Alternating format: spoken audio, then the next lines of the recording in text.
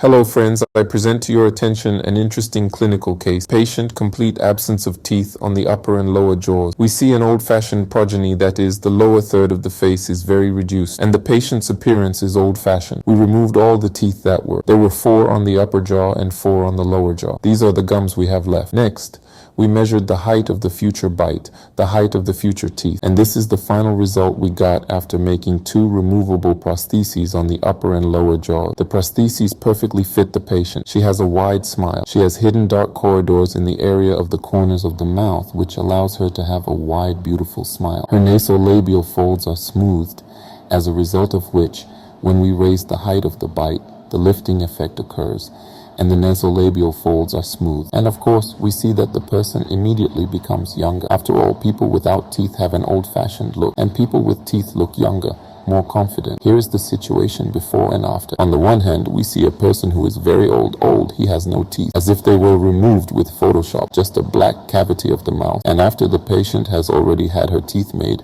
we see a completely new, confident person in herself who smiles and lives a full-fledged, active life. The work is very budgetary, comfortable on the patient's pocket, but a very beautiful and indicative case.